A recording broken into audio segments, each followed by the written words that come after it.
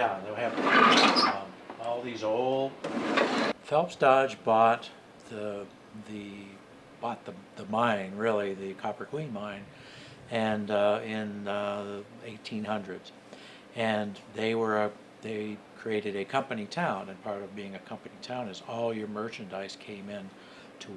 There were a couple of stores, but the company quickly created a company store. But they created this gigantic, like, store that sold absolutely everything the miner needed. And the easy part was that all you had to do was come in and give them your tag number, because you were employee of the mine, and they would put it on your tab, and you could take it home. So for all the miners and their families, they could come down and just get a pair of shoes and put them on the tab. So it was very efficient and very easy. So that grew and grew and grew. Of course, we had fires because they built everything out of wood.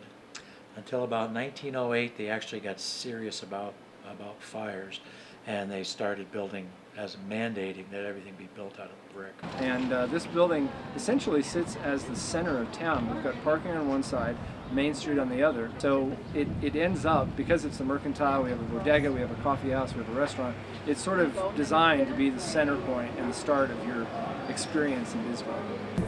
It's not one of the oldest, it's one of the newest ones. Actually, well, you're looking at Main Street here, most of these were built in the early 1900s, 1904 through 1917.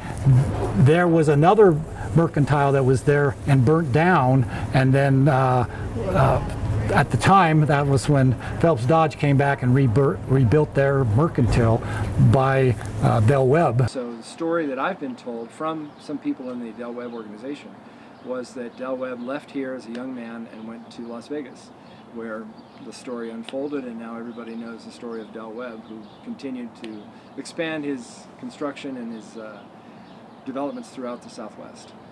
But he started right here in Bisbee and Fort Huachuca up the street. So really, it's a great old building. It's one of a kind, unique concrete construction. You won't find this kind of construction anywhere else. I think it was Lesher and Mahoney that were.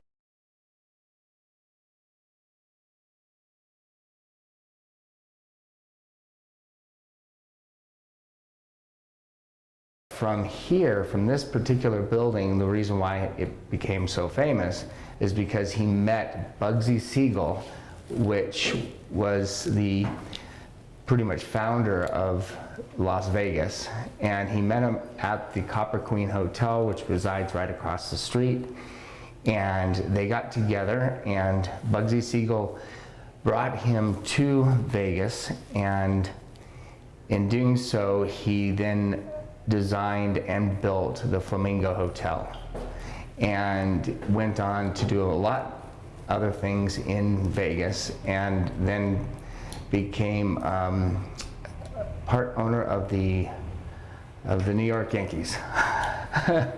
So he became even more well known after that.